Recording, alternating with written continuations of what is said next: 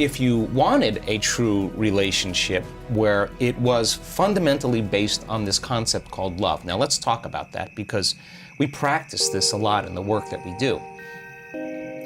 If you could truly begin to practice trading those survival emotions every day for elevated emotions, and you practiced opening your heart, it's a skill that has to take place where you move out of survival.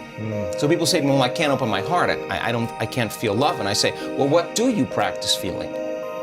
Because whatever you practice feeling, you're feeling most of the time. And that feeling could be guilt, but you're so used to it, you wouldn't even know it's guilt. It just feels like you. Are most people practicing a feeling, or are they just reacting to how they feel? Well, they're reacting to their external environment. What's happening? Or they're reacting to some stray thought in their mind, and every thought produces a chemical. So if they have an unhappy thought, they feel unhappy. If they have a judgmental thought, it produces chemicals that makes you feel polarized, right? So, how much does one thought change your chemical body? Oh, that's an interesting question. So let's just we'll put this on hold okay, here. Yes. So the stronger the emotions that we feel from the problems and conditions in our life, the more altered we feel inside of us, the more we pay attention to what's causing it outside of us. So if you have an event in your life, an experience in your life that has a strong emotional charge to it, and you don't feel like your normal self, you feel this alarm system switch on. You're going to narrow your focus on the cause, and the brain's going to take a snapshot, and that's called a long-term memory, right? So then what people don't know is that every time they think about that event, they're producing the same chemistry in their brain and body as if the event was occurring. In that moment. In that moment. So the highly charged event is actually producing the emotion, and the body is so objective that it doesn't know the difference between the real experience that's creating the emotion and the emotion that the person is fabricating by thought alone. The body's believing. It's so objective, it's believing it's in the same environmental experience. So the highly charged emotional events, some people think of their ex, and the thought of that person makes them sick. Makes them feel out of balance. So, and one image, one thought in their mind makes them feel out of balance. So all you need is an image and an emotion, a thought and a feeling, a stimulus and a response, and you're conditioning your body emotionally into the past. So now, the memories, and this is just not in the brain now, it's in the body, okay? So now, that thought of that person is actually creating a response in the body that's consuming the body's energy for growth and repair, consuming the body's energy to create, because in survival, it's not a time to create. In survival, it's time to run, fight, and hide. So the problem is that it becomes a subconscious program. It's no longer a conscious process. It now is a subconscious process. So now the body has been conditioned into resentment, into unhappiness, into fear, anxiety, whatever it is. And so back to our concept of bringing love into your life.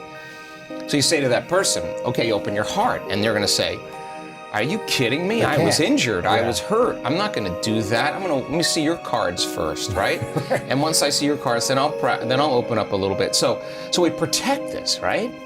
So now in that state of survival, the research shows that the long-term effects of those stress hormones are pushing the genetic buttons that are creating disease. The body can't live in emergency mode for that period of time.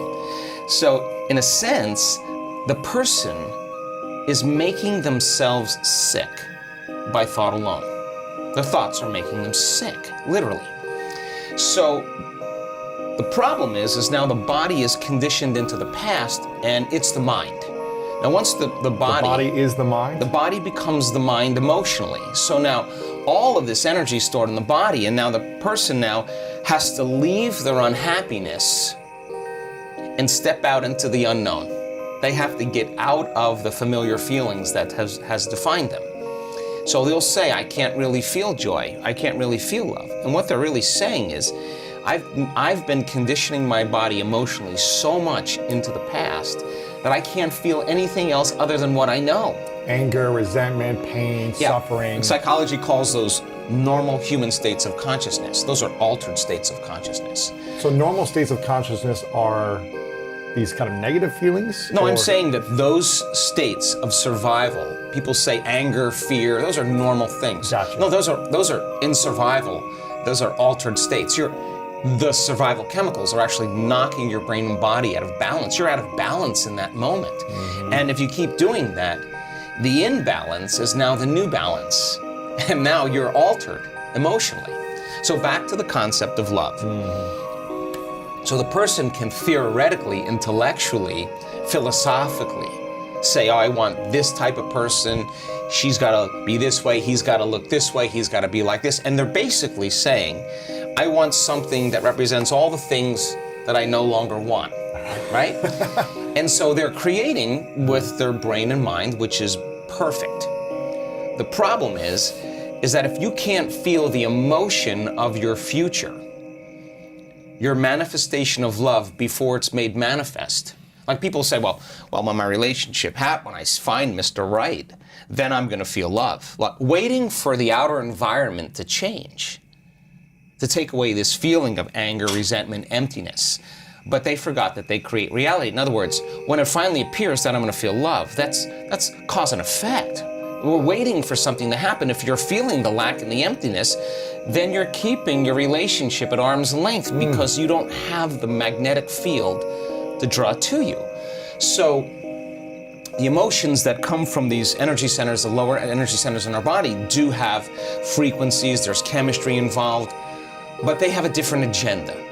So now we ask the person, can you teach your body emotionally what the future will feel like before it's made manifest? That means you can't wait for your relationship to feel love. You have to reverse that battleship and understand feeling love now is going to be the magnet. And if you can hold the vision of your future, a clear intention, with a coherent brain, organize signals into the field, and you could actually crack this thing open and practice getting so present in the moment that you're not anticipating the next moment or trying to predict the future.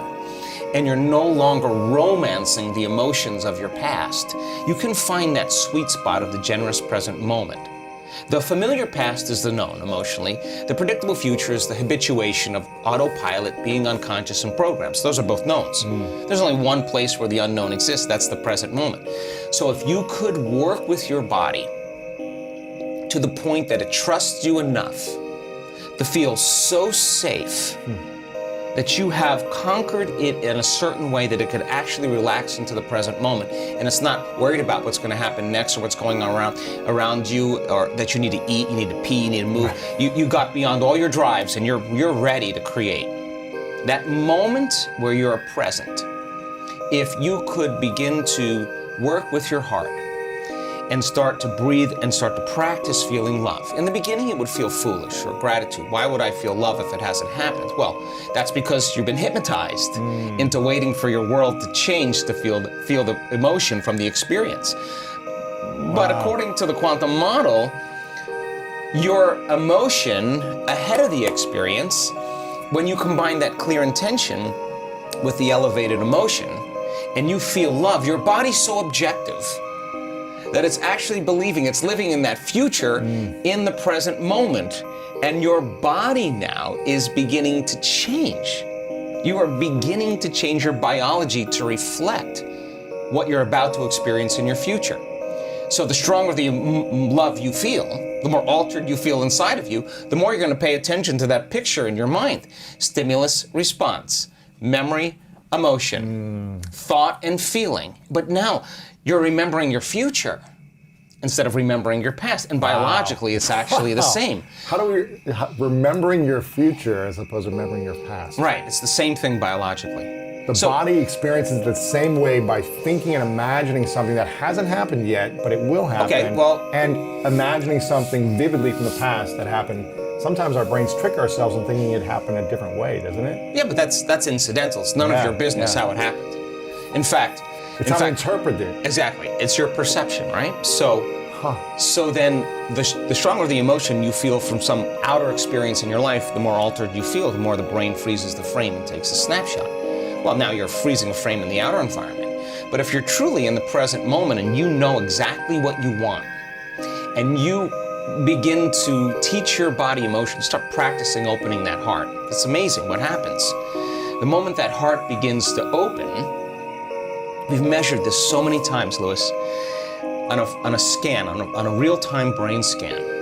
When the heart moves into this kind of rhythm, when you're feeling frustration, when you're feeling impatient, when you're feeling resentment, you are stepping on the gas pedal and you're stepping on the brake at the same time, and the heart is pumping against a closed system, and it causes an erratic beat. It becomes incoherent, and energy literally leaves the heart. Now, you no longer believe in your future. You can't put your heart into your future. You can't trust the outcome because there's no energy there. It's being used and consumed somewhere else, so energy is leaving the brain as well.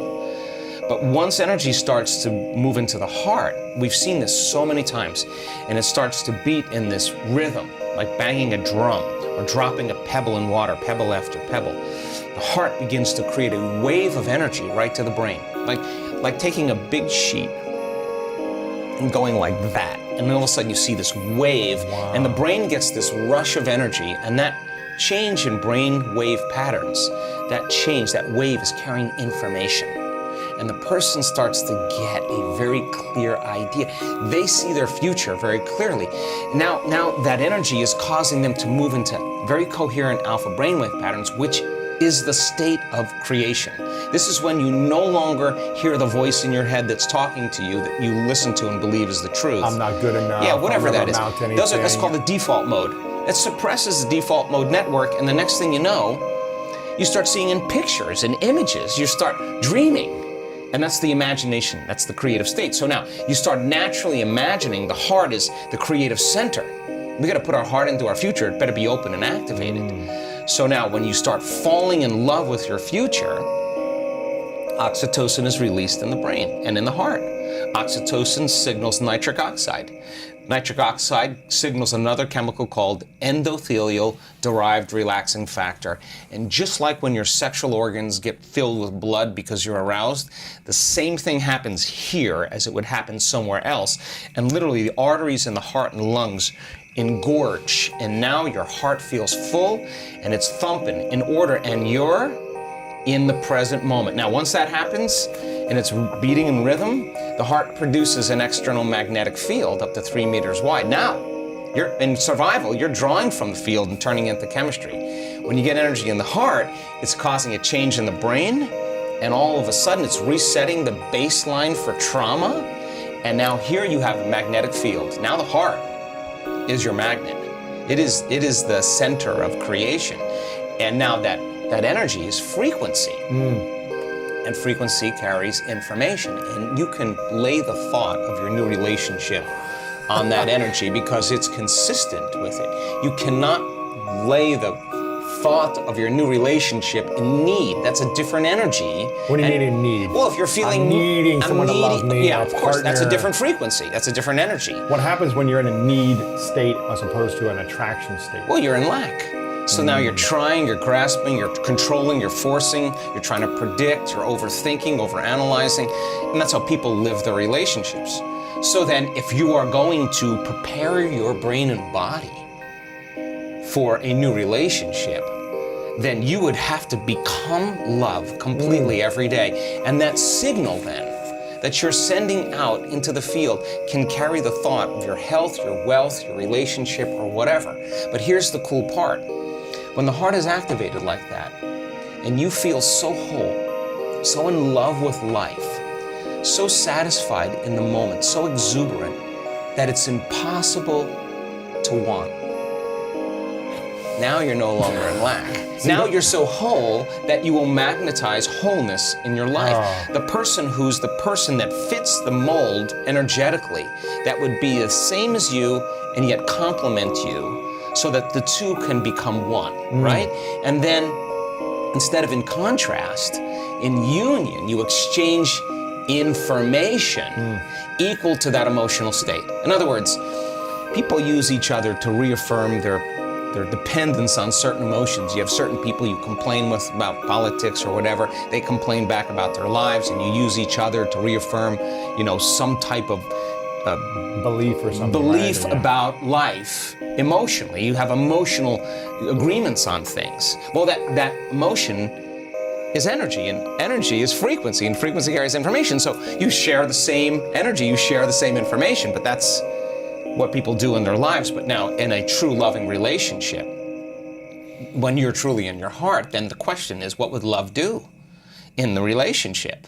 And when your heart is open, it's no longer about you. Yeah. It's about how I feel so amazing with you. I feel even more amazing, but without you, I'm still whole. And so now I'm no longer in need or lack.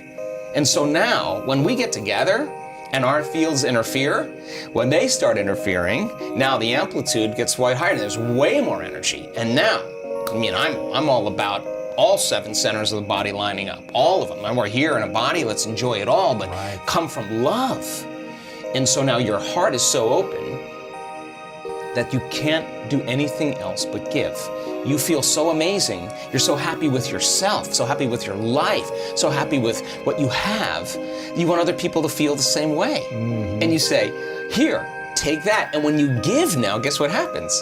You release more oxytocin, more nitric oxide, and more of those chemicals that cause the heart to swell even more. Then all of a sudden, your immune system gets stronger, and all of a sudden your body starts feeling better, you start having more energy, and now the constructive interference between two people that are coming together in wholeness and no longer dependence or lack or separation or need is a different game. So then what they do to protect, to nurture, to grow, to evolve that love is one of the most important things that they have. Not because they're doing it out of obligation or because they're married or whatever. It's just they can't not do it. We see people, we had so many